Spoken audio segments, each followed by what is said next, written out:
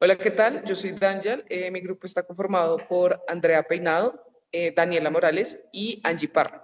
A nosotros nos correspondió el capítulo número 6 de la autobiografía de Freud. Este capítulo abarca temas que ya han sido expuestos en otras clases, porque pues toma muchas partes de lo que ya se ha visto, entonces por si se vuelve a mencionar, pues ahí se va a explicar durante la línea del tiempo. En la autobiografía, capítulo 6, abordamos cómo la evolución del psicoanálisis ha impactado en áreas como la educación, el arte, la literatura, la religión. Eh, Abarca mucho la exploración del inconsciente, cómo funciona también mediante el análisis de los sueños, el humor y su relación con el inconsciente. En 1900 sí, nos habla acerca de la interpretación de los sueños. Nos dice que estas son manifestaciones del inconsciente en donde nos muestra contenido manifiesto y contenido latente. El contenido manifiesto nos habla de lo que uno recuerda de ese sueño, ¿sí? El contenido latente es como el verdadero significado que hay detrás de eso simbólico. Eh, Nos dice que en la interpretación de los sueños revela deseos reprimidos, conflictos internos, aspectos de la vida psíquica, eh, y como eso que el inconsciente no puede procesar de manera directa, o sea, está ahí, pero pues no puede ser procesado de manera directa.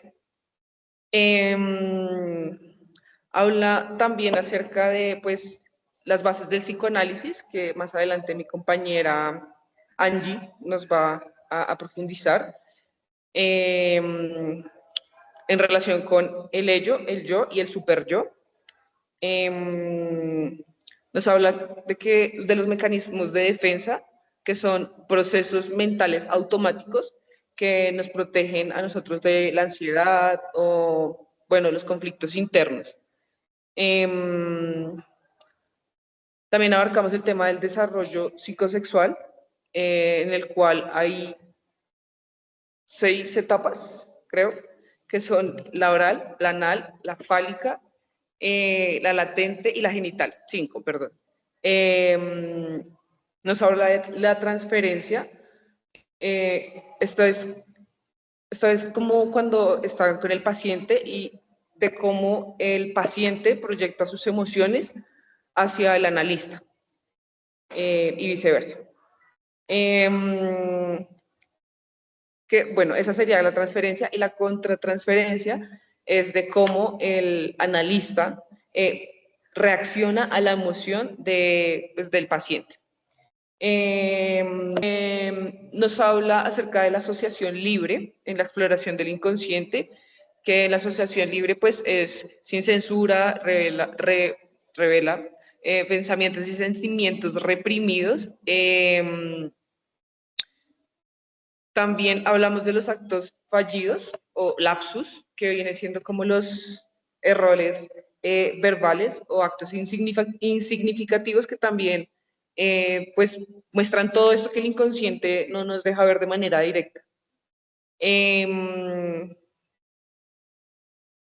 Eso va hasta ahí. Ese capítulo va hasta ahí.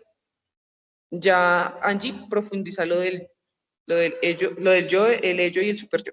¿Va? Entonces, bueno, en 1905 nos habla del chiste y su relación con lo inconsciente, eh, el humor y la relación con el mecanismo del sueño. Entonces, nos dice que hay normas socioculturales que influyen, esto siendo una forma de liberación de pensamientos y deseos reprimidos que son socialmente aceptables, ¿sí? Sin restricciones, y pues que no imponen como una censura interna.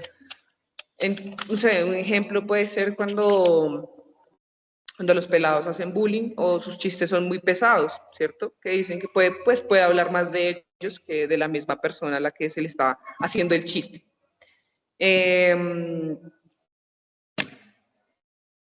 Esto es similar a los sueños y actos fallidos, revelando la estructura de la mente inconsciente. Eh, Hablamos también de un sistema de economía libidinal, que es es la energía psíquica que se descarga de manera disfrazada por medio de juegos, de palabras y de ironía, sobre todo en la ironía. Creo que es el ejemplo más claro que podemos ver ahí. Eh, por medio por el cual se expresa esos deseos reprimidos que hay en el inconsciente, ¿no? De los chistes, de la ironía. En 1907 nos habla de la psicología de la religión. Dice que son creencias colectivas, son emociones sin... Y su influencia en la psicología nos dice cómo en 1907 nos habla sobre la psicología de la religión y nos dice cómo una creencia colectiva influye en un individuo dentro de un grupo. En la religión encuentran pues lo que es consuelo, digamos que también se limitan a hacer cierto tipo de cosas, pues ya depende de la religión, ¿no? Entonces hay como una cohesión social. Nos habla también del manejo de emociones, o bueno, sentimientos de inseguridad y dependencia. En cuanto al inconsciente, nos dice que se representa también mediante figuras autoritarias, de diferencia, o sea, sin importar su religión o su cultura, ¿sí? Si hay una figura autoritaria, pues hay como hay psicología de la religión, hay una influencia de la religión.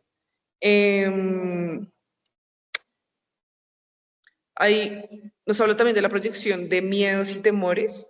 Dice que la religión lidia con ansiedades, con conflictos internos, y ya nos dice cómo se relaciona también la psicología social, la religión y en la vida humana como tal, en el desarrollo humano. Y eso sería pues ya como hablando conceptualmente para no repetir lo que ya han dicho anteriormente, pues lo que se resume en estos 3 primeros años. Entonces ya los dejo ahí con mi compañera Angie para que les profundice el tema del ello, el yo y el super yo. Bueno, vamos a hablar un poquito sobre el yo. Aquí es donde se regulan, es todo lo que está regulado por las reglas sociales, ¿sí? Es el consciente de lo que nosotros somos. Luego encontramos el super yo o el superego, que es acá donde encontramos nuestros principios o valores. También está involucrada la memoria a corto plazo. Y pues por último ya estamos en el ello, que acá es donde vienen, digamos, todos los deseos, los sentimientos, los recuerdos. Y para Sigmund Freud, esto salía a través de los sueños, ¿sí? Entonces acá encontramos todo lo que como la parte salvaje de nosotros, que pues como que está en lo más profundo y solo sale a partir de los sueños, que es donde pues prácticamente somos más libres de ser quienes somos. Listo, para continuar entonces, vamos a continuar con la fecha 1908. Esta fecha fue muy importante, bueno, en general todas las fechas fueron muy importantes, pero esta fecha yo considero que fue muy importante porque Freud empezó a hacer congresos. Él estuvo haciendo un congreso internacional, que pues así se llama, Congreso Internacional del Psicoanálisis, en Salzburgo. Esto queda en Austria. Este congreso fue importante porque asistieron diferentes figuras muy importantes de la época y también seguidores de Freud. En este caso asistió Carl Jung, que era uno de los seguidores de Freud. También asistió Sandor Frenzy, que también era otro seguidor de Freud, y por eso pues relacionamos que esta fecha fue importante. Continuando con la fecha 1910, acá también se realizó otro congreso, que este congreso se realizó en en Nürnberg. Nuremberg. Esto queda, creo, que en Alemania, queda ubicado esto, y acá fue importante porque Freud se dio de cuenta que el movimiento estaba creciendo un poco más y lo realizaba este tipo de congreso con el objetivo de aumentar, o sea, de ir expandiendo como tal el movimiento y que no se vea como una teoría, sino ya como un movimiento.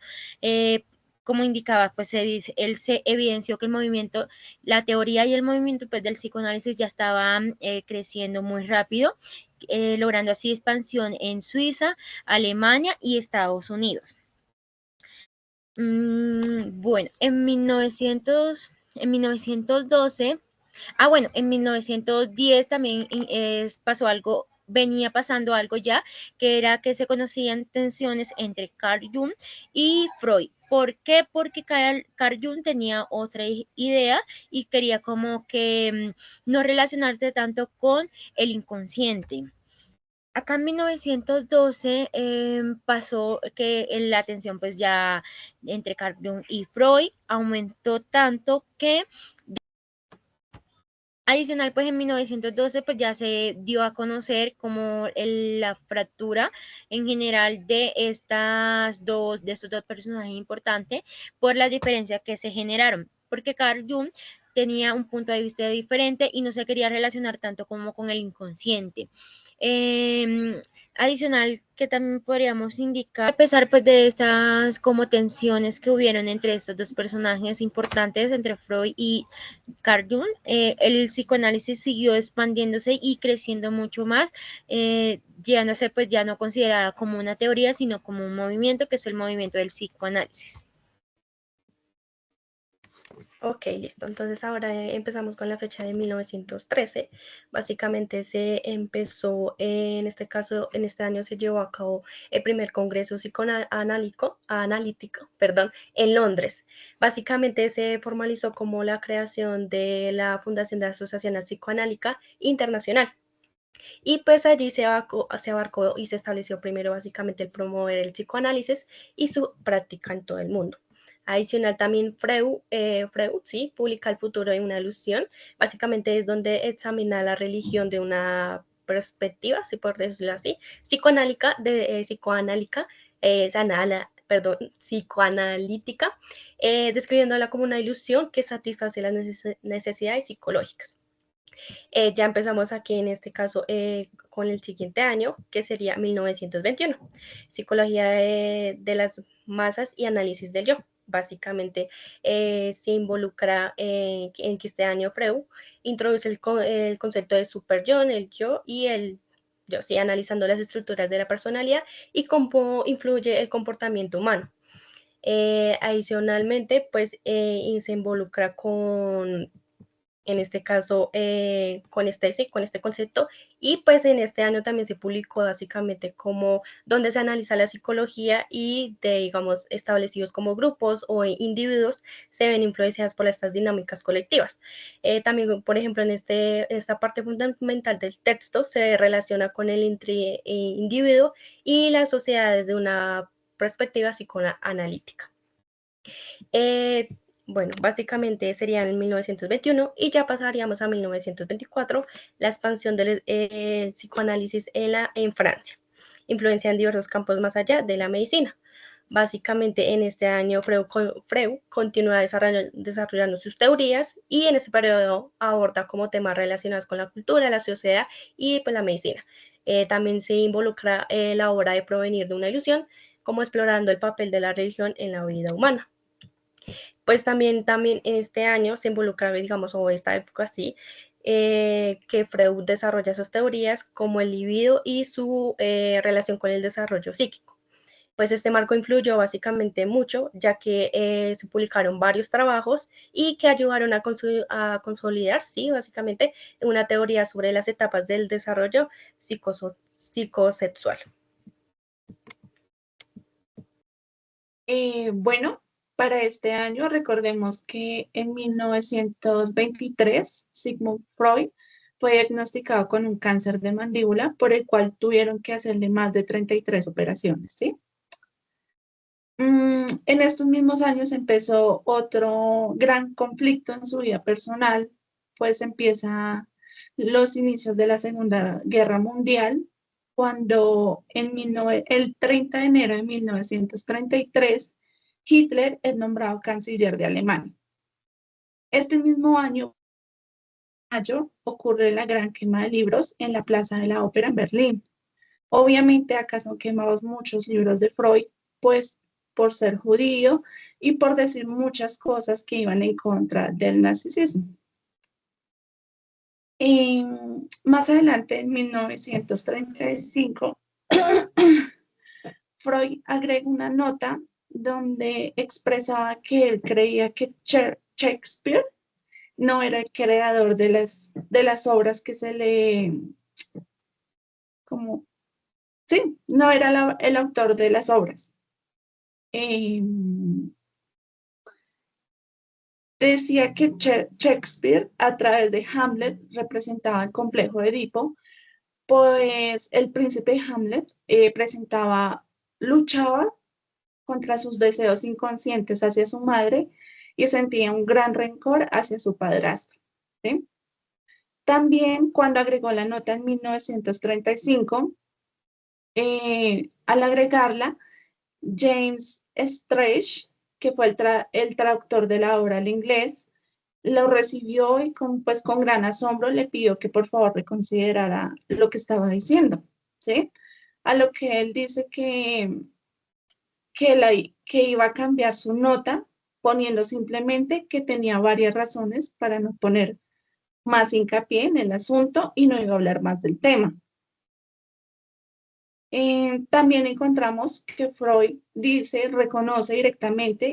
reconoce que él no influyó directamente para que el psicoanálisis fuera aplicado al área, a la educación, ¿sí? Pero entonces también considera que sus descubrimientos sobre la sexualidad y dejar que, ¿cómo decirlo? Dejar que eso dejara de ser un tabú, pues permitió que los profesores empezaran a aplicar eso en el aula y pudieran trabajar mejor con los niños. Espera que me perdí. Bueno, siguió la persecución, siguió una gran persecución a Sigmund Freud, a pesar de que él era una persona muy protegida, pues había hecho muchas cosas importantes y fue muy protegido en el país.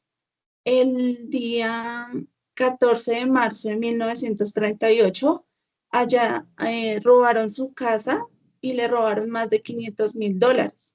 Una semana después de que pasó esto, retuvieron a su hija durante un día completo y a pesar, pues, como ya les contaba, que sufría un cáncer de mandíbula y ya había sido sometido a muchas cirugías y a pesar de su edad y de sus cuestiones de salud, tuvo que huir a Londres en 1938.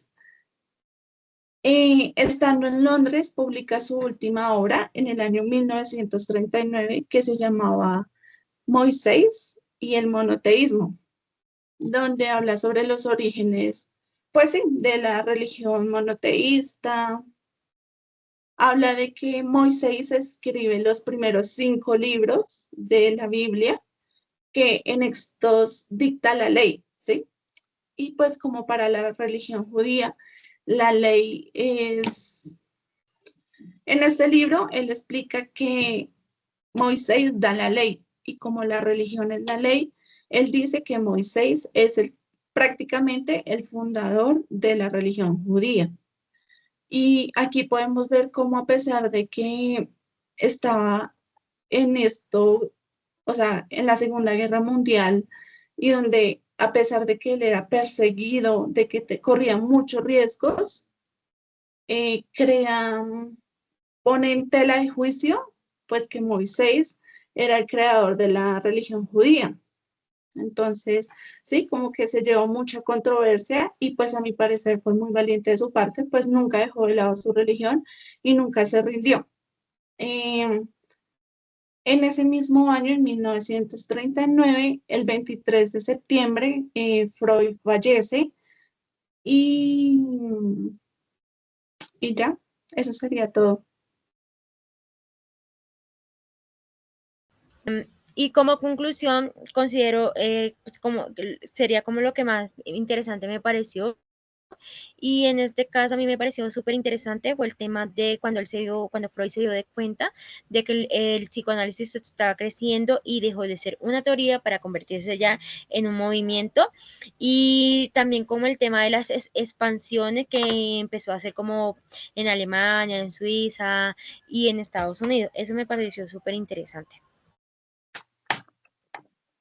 Bueno, pues como les mencionaba anteriormente, finalizando la exposición, a mí me parece muy interesante el hecho de que hasta el último, hasta el último momento, él nunca dejó de ser una persona muy sabia y de cuestionar las cosas y de que no le importara que las cosas fueran un tabú o el riesgo que podía correr.